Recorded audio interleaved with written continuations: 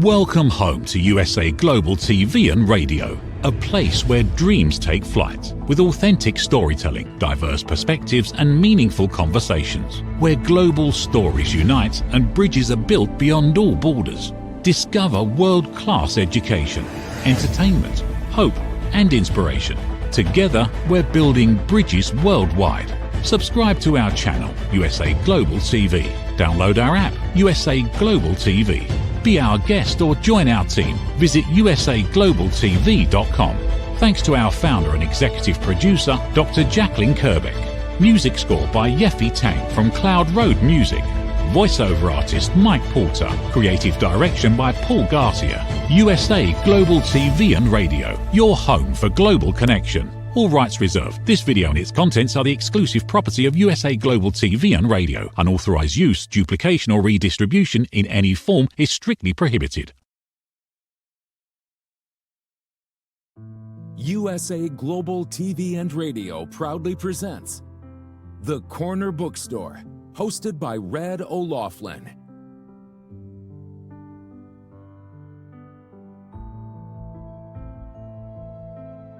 Step into a world where every story inspires. These pages come to life through the voices of authors from around the globe. Written by our global community of TV show hosts and best-selling authors, these works span genres, generations, and geographies, united by the power of storytelling. Discover your next favorite book and meet the minds behind the work.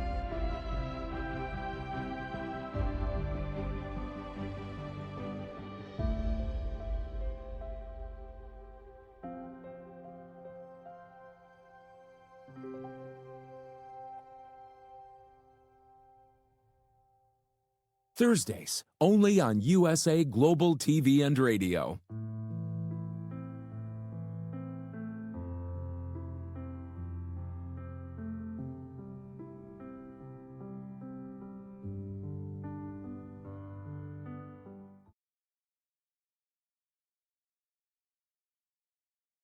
Howdy, y'all. Red O'Loughlin here. We're on the Corner Bookstore today on the USA Global TV and Radio Network. And I am super happy. I think this is the first time I've ever had a real journalist on my show. We've had a few other people that have worked in that field, but this is a long-term career journalist, Patrick Sangimino, and I'm super interested in chatting with him today. Before I get to that, let me just give you a little bit of intro about me. When I'm not doing my TV shows, I do 3 of them every Thursday, back to back to back. This is the first one. The next one's called The Wise Ones. And then my final one today is going to be Talking Heads. But I research the human body at the cellular level, chemically speaking. I look for cause and effect relationships. Treat a cause, fix a problem. Treat symptoms, and you'll always be treating symptoms. And the problem is with treating symptoms, the cause is still there and it can get worse. So, but that's what I specialize in. I try to focus on longevity and age-related diseases. And so that's where my writing's at. That's where my speaking's at. Everything is in there. In fact, today I'm talking about how to live 10 years shorter, slower than you normally would. So trying to figure out, okay, we got this aging process. How do we actually take it and make it a little bit slower so we can enjoy our retired life? I think that's enough about me for right now. And so let's go ahead and introduce Patrick. Why don't you join me up here on stage? Patrick Sangimino. Good morning. Howdy. Well, is it morning where you are? Yeah, I guess it is, huh? Yes, it still is. Not by much, but for another hour, it will still be morning. Out here in California, it's definitely morning. What part of California are you in? I'm in Northern California, just in the Silicon Valley, Sunnyvale. Okay, I used to live in San Jose for a number of years, so I'm very, very familiar with it. I went to San Jose State myself, so. Yeah. Well, I got out of the Navy from Vietnam, and that was where I ended up for about 7 years while I was trying to figure out what I wanted to do and where I wanted to live. And it was pretty exciting. I worked for National Semiconductor and Memorex down there in that area. Oh, you watched the valley grow up then? I did. It was a totally different world than it is the last trip I made out there 5-10 years ago, whatever it was. It was a little while. It was before COVID. Just a little, huh? Yeah, just a little. Okay. Patrick, tell us a little bit about your career as a journalist, because that really intrigued me, especially the part about the sports journalism. I think most of us guys always have this sports thing, and when you can get up there and shake hands with people and take pictures, etc., that must be a very enviable job at times. You know what? I was a very popular guest at cocktail parties because uh, my wife's friends would always gravitate towards me and want all the scoop and want to know, what I had gotten to do and what I was working on now. So yeah, it was a fun time. I grew up here in Northern California. Um, Went through school and everything, and went to journalism school. I told you San Jose State, and then I had an opportunity to move to the Midwest, Kansas City, to cover the National Football League, which, as you know, being in Houston, football is such a big deal in America, and covered 8 seasons as a beat reporter, and then became a columnist. Had a blast. It was a good time. But you quickly learn as soon as the sheen rubs off a little bit, all jobs are work, and you have to be good at it to maintain. So, it was a job, and it required a lot of the things most jobs require. Just hard work, work ethic, intensity, showing up every day, and being there and being good at it. Okay, so you have a job that obviously you have to write, you have to research, you have to document, you have to get the facts, just the facts, ma'am, as they used to say there in Dragnet many years ago. But you also have to take those facts and compile them into something. I mean, if I'm reading something and if I don't get the gist of it within the first paragraph or two, literally within the first couple, 3 sentences, I pass and go on. You and I are completely the same. That's the way they taught us to write when we were kids. And now, and you will, when you go online and read a story, I find myself wondering why I'm reading this story like 9, 10 paragraphs into the story. And I'm just like, what is the point of this thing? Where are we going? So the game has changed a little bit. The industry changed exponentially. Um, it's a different world now. And I don't think the writing matters as much as it used to, as much as the social media component to it all.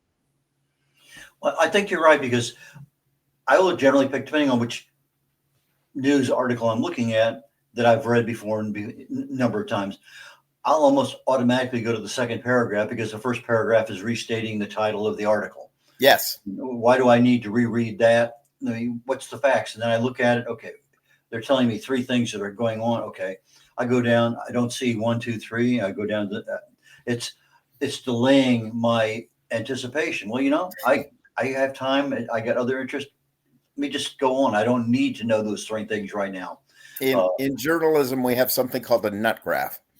Good newspaper writing. The nut graph is basically the meat of the story, and it's got in this one paragraph, it's going to tell you why I need to read this story and what the premise of this story is and what's to come. And if you don't have that within 2 or 3 graphs of the of your first paragraph, chances are we were told you were going to lose your reader. They weren't going to keep going. And that philosophy has changed completely. What caused the change, do you think? I don't know.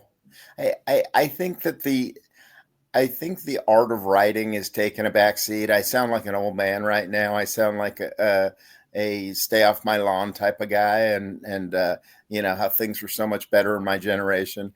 But I think we were taught far more deliberately growing up, and we had to there was a testing ground before you got to getting a daily byline. You started off at a weekly newspaper, and you learned the ropes of the business. You learned all of that stuff, and you spent 2 to 3 years at a place like that, and then you hoped for your big opportunity to go to a daily.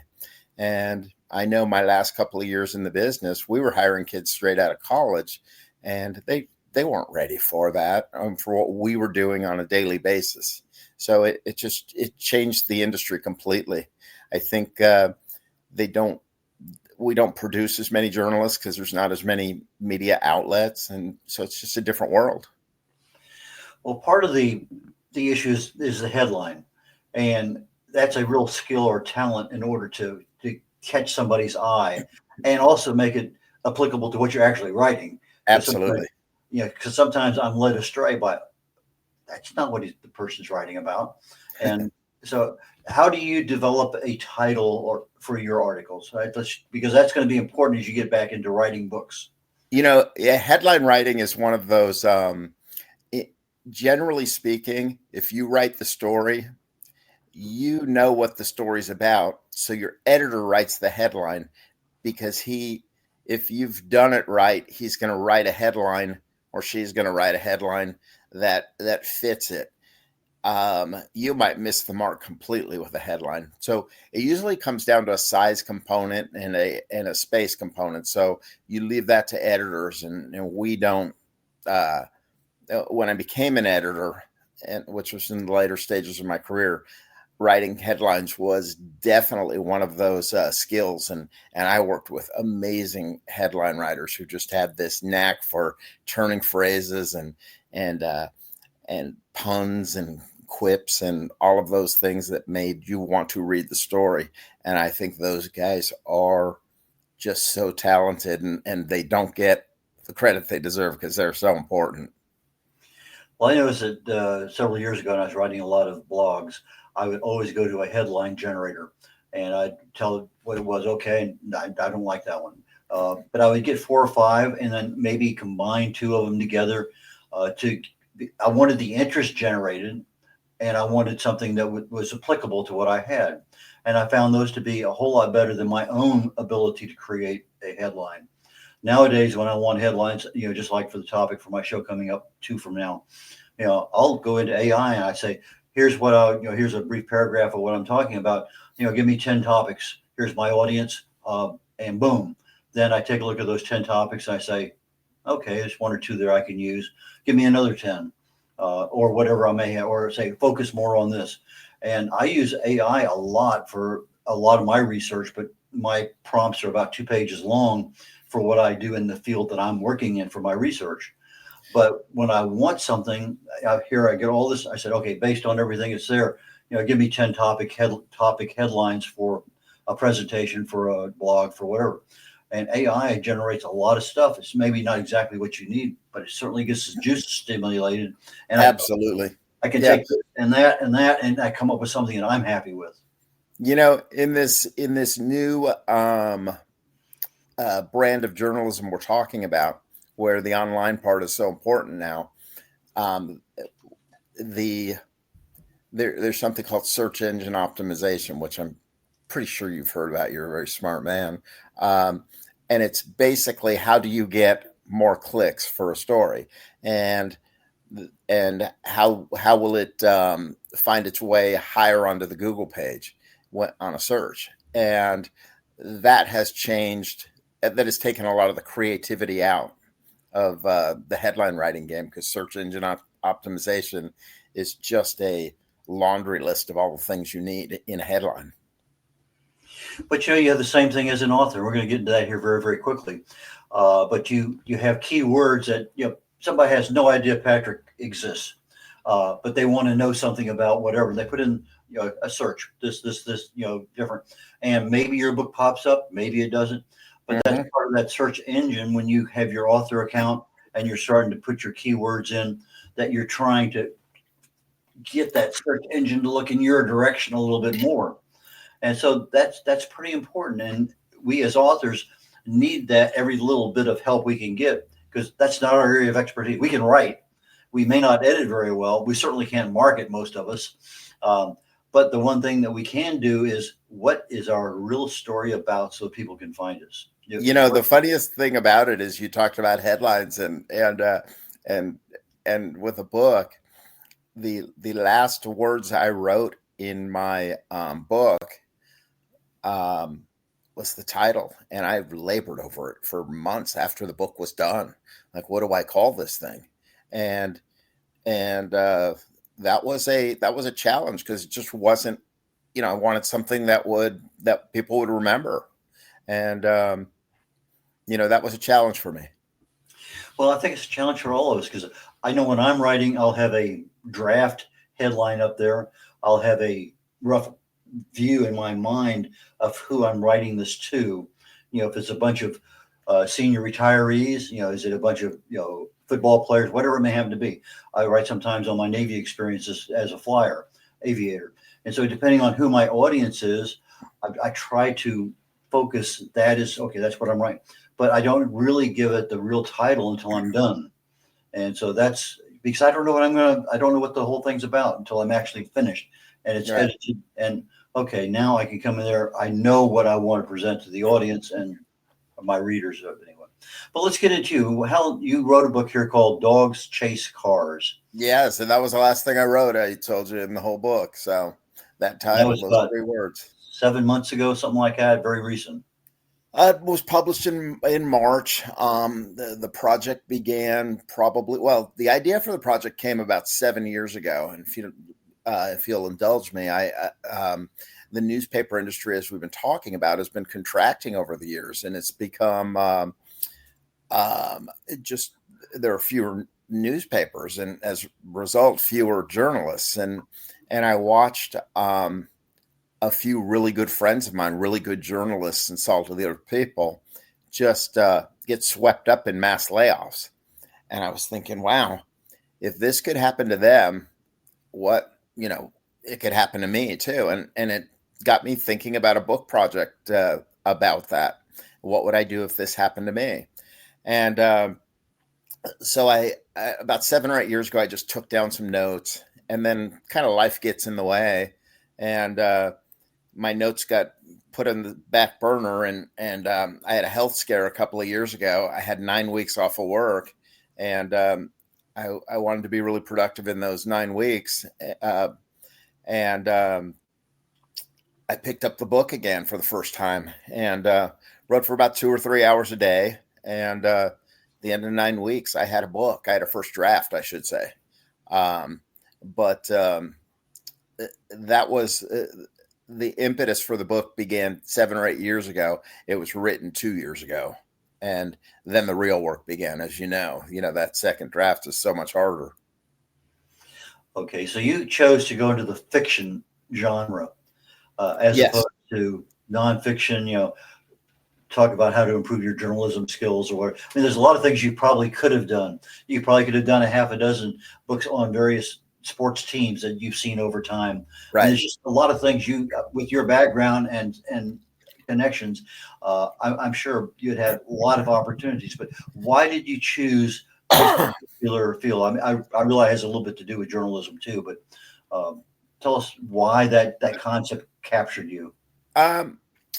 The idea of writing a book, the premise of the book is it's a book about the downturn in the newspaper industry through the eyes of a longtime sports columnist who's driving to work on a typical November Friday, expecting to be the latest casualty in a mass layoff. The book takes place over a single day, but it flashes back to the stories he's been afforded to cover, but also the people in his life. It's more of a book about relationships than anything, and the people who helped him to get his career, to launch his career, but also the people that were integral in his life and the relationships that he fostered, but the ones that he allowed to slip away or through a natural attrition and death. There's a father-son component where the father dies and he didn't realize how much his father meant to him till he was gone. So it's a book about relationships more than anything. And I wanted to get really deep into that whole thing. The people who come into your lives and the role they play. And there's kind of a spiritual component to all of this, where those people who come into your lives and walk the path with you, what are they there for? Are they there to deliver a message? Are they there to pass something on to you? Are they there to save your life? Are they there to walk the path forever with you? And that's what you never know. And that's kind of what the book's about. No, you're absolutely right. Many cases we never know, but it is what it is, as they say. Yes. So why don't we go ahead and get a break underway? We about a minute and a half. We'll get those. And when we come back, I'd like to talk about your first experience with the editing of the book. You talked about the second draft was a real wake-up call. So oh yeah, okay. We'll start in that direction as we come back from the commercial break. In a world full of noise, misunderstandings, and interruptions, master the art of listening with Dr. Jacalyn Kerbeck. Dr. Jacalyn Kerbeck is the listening mentor of USA Global TV and Radio and the Amazon #1 best-selling author of Mastering the Power of Elevated Listening. Elevate your listening. Elevate your life.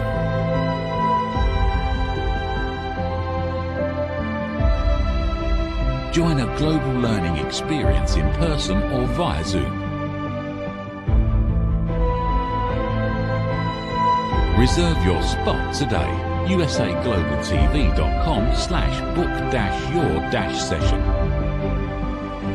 or drjacalyn.thinkific.com. Join Dr. Kerbeck's listening courses or hire her to unlock deeper connections and authentic conversations. Howdy, Red O'Loughlin here. We're on the Corner Bookstore on the USA Global TV and Radio Network. And I'm truly honored today to have a career journalist, now fiction writer, on my show. And Patrick Sangimino, please join me back up on stage. Here I am. Here you are. Okay, you got that first thing written, and I'm sure you probably did the spell check and grammar check and all that stuff. It's just probably second nature to you because of all the writing you've done. But when you start getting into a fiction book with a story and a plot and characters and dates and times and locations, that can be an interesting quagmire of things to happen. Tell us what happened with you. It was really interesting because I got the thing done and I thought journalists are very, we're weirdos in a lot of ways, but I wasn't telling anybody I was writing a book. I thought as a journalist, it would sound very pretentious of me. So I kind of kept it under wraps for a while, and it was just my side project. Like I said, I was off work, and this was my way it was such a cathartic experience for me to write this book. And so I get done with the first draft, and I have no idea what to do with it now. It's staring at me, and I was like, okay, I've got to let somebody read this thing. So I've tracked down a couple of close friends, and I said, would you read this? Let me know what you think. And I'm like, oh, wow, this is really good. And I have a really good friend who's a New York Times bestseller. And I was like, hey, I don't want to, infringe upon your territory here because I write 500 words at a time. And, but I wrote something. I'm reluctant to call it a book. I don't know what to do with it. And she gave me her editor's name, and the editor, she gave his number, and she goes, I'll tell him you're calling. I called him, and he goes, I want to read the first 3 chapters. He reads the first 3 chapters, and he says, oh, you know how to write. And I said, well, doesn't everybody who comes to you? And he goes, no, you'd be surprised. And I started laughing, and he goes, I like the premise. I like the way you write. I want this project. All right. So he reads it over the next 3 months, and he goes, it's a good book, but we got work to do now.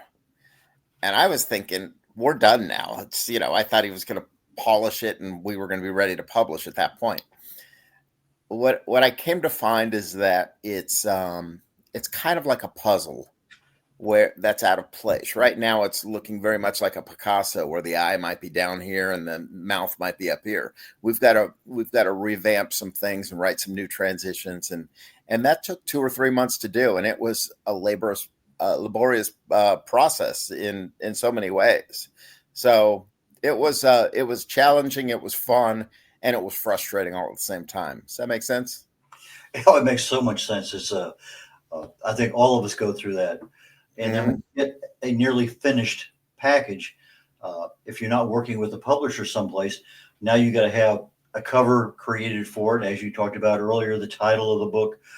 You got to start marketing a book, and that's something again we as authors generally don't have that skill set. Right. So when did you start marketing the book? The book came out, and I was like, I didn't know what to do at that point. I was like, okay, it's going to fly off the shelves now, and here we go. And it's the tree in the woods. It's literally the tree in the woods. It's fallen and nobody heard it. So, um, what do you do? And so once again, I reached out eventually to my friend and I said, hey, because I had written many stories about her while I was a journalist, I um, and I said, how do you market? And she goes, here's my marketer's name, and um, Mickey.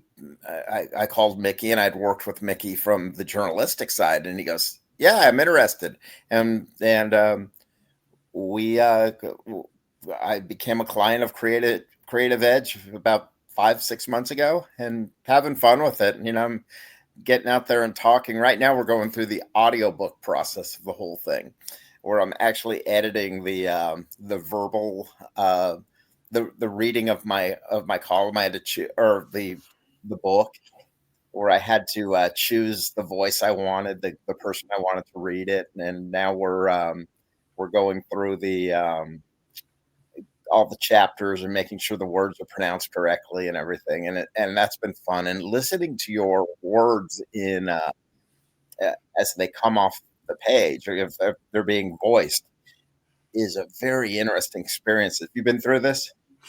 I use the audio feedback on Microsoft to read back Uh-huh. stuff that I read something, but I've already written it, so I know what I wrote. But Uh-huh. I think I actually said that, but when I hear it and I'm looking at the yellow brick road that's going across, did I really say that? And That's exactly. I was about to point that out. Have you ever been to a point where you go, I don't remember writing this, but I really like it? And I and think when you get into that writing mode, you get into that zone, there's another part of the brain that just kind of takes over, and it's inspirational. The stuff that came out of my fingertips and my brain, just I'm like, I can't remember writing this, but I love it. So anyway, so you have the audio, you have a hardcover book, you have a paperback, and an ebook, and they're all on Amazon. Are they also on your website? yeah, the audiobooks, we're going through the audio part of it right now, and I think it's going to be ready. I think in another month. I have to read through the first 16 chapters today, and I listened to the first 4 last night, and like I said, it was kind of fun to do. The first 2 chapters, I was like, oh, this is going to be hard. This is going to be a hard process because you you I don't know. There's that whole imposter thing you have to get past. When the book first came out, I was afraid to tell people about it because I was like, I wrote a book. Uh, how do I explain this to people? Like, am I really that person who's worthy of writing a book? Because it just seemed like such a big undertaking, and I don't know how to explain this. Do you know what I'm talking about? I have tangential experiences like that, yes. Yeah. And sometimes it is very hard to explain. Um, it is what it is. So anyway, when you have the books that are available, your Hmm. audio book will be available here hopefully early next year at the latest, but Yeah. very very shortly. But uh, are you looking at putting any of your books into a foreign language? I've never considered it. What language would you recommend? Well, I used to have conversations back and forth with some people on LinkedIn, but the pricing was just so high to have a normal, Spanish, German, French, Japanese, Chinese version, whatever I wanted. I can't afford that. And then I noticed lately here within the last year or so that Fiverr does it, but they do it by the number of words. In other words, you can find somebody who, let's say you want Italian, and you find somebody who fluent English, fluent Italian. They know the idioms, they know everything that's there, and based on the number of words, they're going to give you a price. $450, whatever it may happen to be. And so I find that to be a reasonably economic option if I'm expecting some kind of return on my investment. Obviously, I now have to market to a totally new world, but it adds a little bit more credibility. Oh, now my book is available, here, there, and yonder. But of the places that we have here in the United States, probably Spanish is going to be I think the most ideal second language to have your book in. That makes the most sense. Yeah, we wouldn't do Irish, would we now?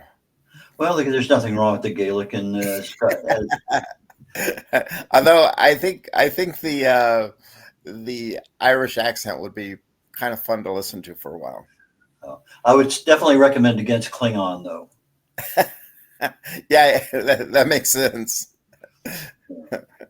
I have a client I'm working with right now. He was an opera singer for over almost 45 years. And I asked him about singing in foreign languages. And he says, yeah, you have to be absolutely fluent in those languages in order to sing in those languages.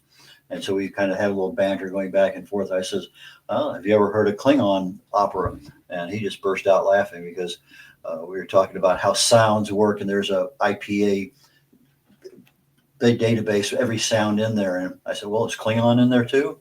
And anyway, not meaning to get too far aside on this one. By the way, there was a question here. I am a big sports fan. I grew up in a baseball crazy household. And it's kind of how I realized that I wanted to be a sports writer, because I grew up in a very sports centric neighborhood where we played all the sports, and I was smart enough to realize at about the age of 9 or 10 that I wasn't going to be really big and I wasn't going to be real fast. And while I was a decent baseball player, I couldn't hit a curveball, so I was never going to play third base for the San Francisco Giants. So I fell in love with a TV show, and you'll know about this one, The Odd Couple, with Tony Randall and Jack Klugman, and the role of Oscar Madison, played by Klugman. I just thought he had the coolest job, where he went to the ballpark every day, and I was like, wow, this is what I want to do for a living. So at the age of 10 or 11, this is what I knew I wanted to do. Well, I was very fortunate. I got married, and Mickey Mantle, his last year in baseball, opened a restaurant in the city. We were in our honeymoon, and we went in there, and he was there. I had no intention of, let's just go to his restaurant. And so I got a picture taken with him, shook his hand and everything. That was kind of neat. Wow. That's really cool. Now, did you grow up a Mickey Mantle fan? Oh, absolutely. I was New York Yankees back in that era. Early and he 50s. Grew up in Commerce, Oklahoma. Is that correct? I believe you're right. Commerce, Comet. Yeah. That's what they called him. Yes. So, yeah, I mean, there are still men in the world today who just worship that guy. Well, I remember when he died in 1994, and it was sad. Well, I still have a newspaper clipping. I don't have many, but I have one where he almost hit a ball outside of New York Yankee Stadium. Wow. He was up there in the upper deck and actually smashed the seat back or something. But anyway, it was up 195 feet up, 400 feet out or something. It was an unbelievable hit. But anyway, yeah, I do have a little bit of that. But I do have a Polaroid with him signing the back of it with my wife and I on our honeymoon. That is a keeper right there. I hope you still have that nearby. I do very much so. That is. We're getting close toward the end. Let's go ahead and get down. You have a book that sounds like to me can be a series. You said it's a one-day event in this. It sounds like to me that this guy with his relationships and whatever, what happened? 2 months later, 2 years later, what, I don't know. Well, that's funny because people have asked me what what becomes of him. And it's spurned a second book that I'm working on right now. And the book is kind of metaphors, just kind of evolving into something of what happened. What do you do with your second chapter of life? Your maybe your last chapter of life to remain relevant and to be productive. And it's that quest for that next thing. And that's what our lead character is going through right now. We had a guest on our show like you, and I met him at a military event. Both of us are Vietnam veterans. Bill Brown, he used to be a sports announcer for the Houston Astros. Okay. Have you ever bumped into him? I have never bumped into Bill Brown, but I've heard the name. Yeah, he's written a number of books, many of them in baseball, but he did one on military veterans in baseball, which I thought was an outstanding book. But anyway, we're getting close to the end of the show now. So how do people get in touch with you if they want to have you speak at some event or live on Zoom, or how do people find your books? So what do you recommend? Well, you could buy my book on Amazon or BarnesandNoble.com's. My Twitter handle is P Sangimino. My Instagram is Patrick Sangimino, and my Facebook is Pat Sangimino. So I'm all over the board with what I use here. But yeah, I've got lots of things going on. I'm very reachable. So feel free to track me down. I'd love to talk to anybody who's interested in this. I think it's a good read. If you're a sports fan, you're going to love it. If you're someone who's been, involved in a tough time with the job marketplace and the uncertainty of it all, I think you can relate to it. And if you're anybody who's ever, had relationships, which is all of us, you'll definitely gravitate towards it. Life is about relationships, and that's kind of the theme throughout this book, I think. And I think there's something that makes you want to read it and enjoy it and get to know this guy. He's not a perfect man by any stretch of the imagination, but he's very relatable. Well, I appreciate that very, very much, Patrick. And I look forward to our conversation. I know we're going to bump into each other again down the road. There's no doubt in my mind. Red, I've enjoyed you. Your story. I want to hear more about your story someday. The question is which one. There's so many of them, but anyway. Well, we'll get started then. Maybe I'll come down to Houston and we'll have a pint or something, and we'll discuss this. I'm sure that's possible, but when that happens, we will figure it all out. Anyway, Patrick, thank you so very, very much. I really and truly enjoyed our time today, and I look forward to our next one. So, Red, thanks for your time. Take care, sir. Bye. Take care. Red O'Laughlin here. We're concluding the Corner Bookstore on the USA Global TV and Radio Network. My next show starts in about 23 minutes, it looks like. It's called The Wise Ones. And we'll be talking to I don't want to say an accountant. Jacalyn Martinez is an accountant, yes, but she is an entrepreneur. She formed her own company. She has a master in accounting, a very dynamic person. So I'm looking forward to that conversation.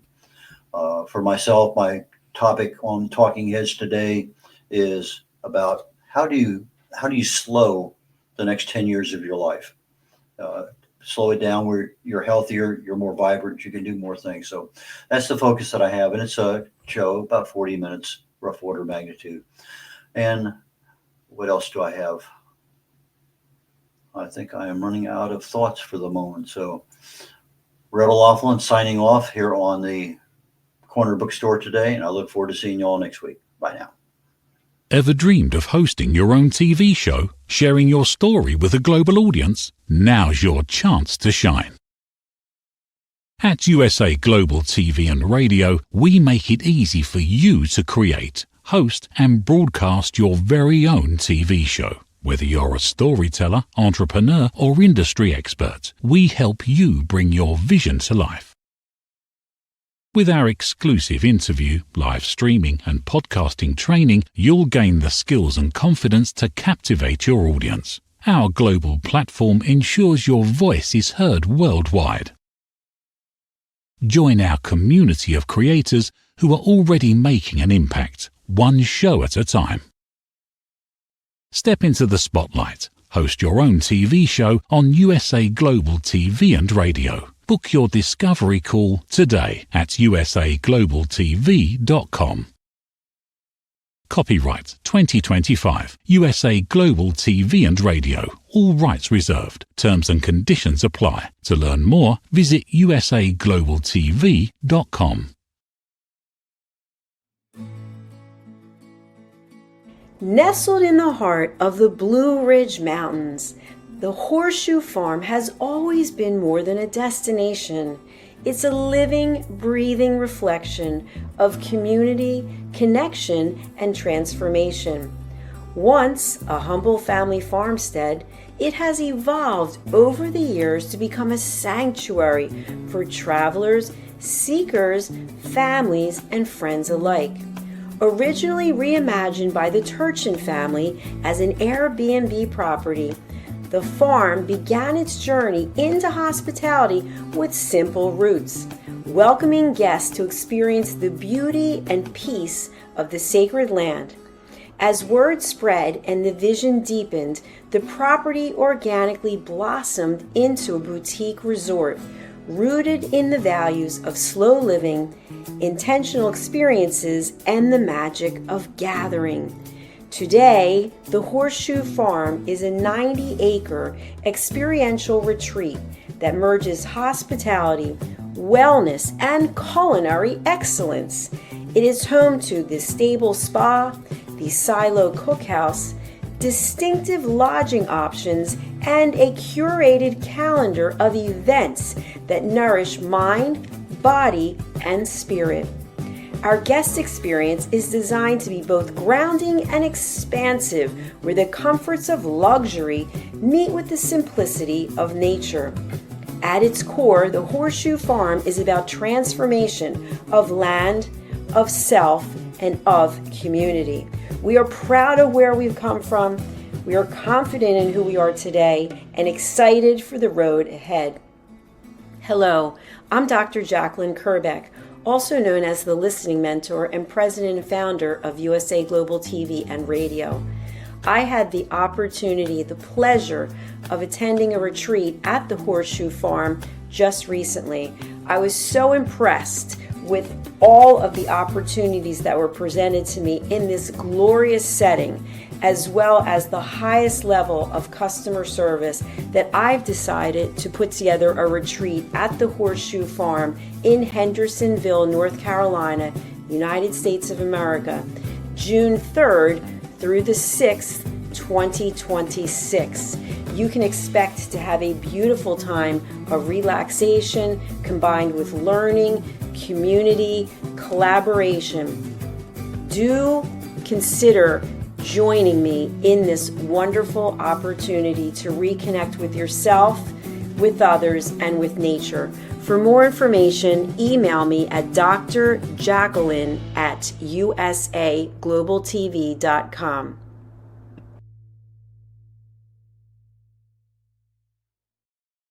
Is it true? Is it kind? Is it necessary? In a world quick to judge, one book dares to reveal the hidden cost of silence. Discover Holy but Harmful, The Silent Sin of Judgment, How Hidden Judgments Destroy Relationships and Damage Lives by Dr. Jacalyn Kerbeck. The Amazon #1 bestseller that's transforming the way we understand ourselves and the way we see others. Pick up the companion workbook to uncover your own hidden judgments and learn how to break free from them. Available now on Amazon and at fine bookstores worldwide. Thank you, viewers and listeners of USA Global TV and Radio, for joining us today. We're honoured to have your time and attention as part of our global community. At USA Global TV and Radio, we believe in the power of authentic conversations, meaningful connections, and creating a world of possibilities together. Want to be part of something bigger? Join our team of elevated listeners at usaglobaltv.com, a space where your voice matters and your ability to listen transforms relationships. Stay connected with us across all our platforms for thought-provoking discussions, expert insights, and empowering stories. Subscribe to our channels at youtube.com/c/USA Global TV. Follow us on social media and explore the endless opportunities we're creating for growth, learning, and inspiration. Together, we're not just broadcasting, we're building bridges and changing lives one conversation at a time. For inquiries, contact us at info@usaglobaltv.com. Music by Johnny Dies. Produced by Executive Producer and Director Dr. Jacalyn Kerbeck. Voiceover by Mike Porter. Creative Direction by Paul Garcia. All rights reserved. Copyright 2025. Visit usaglobaltv.com to view our full terms and conditions.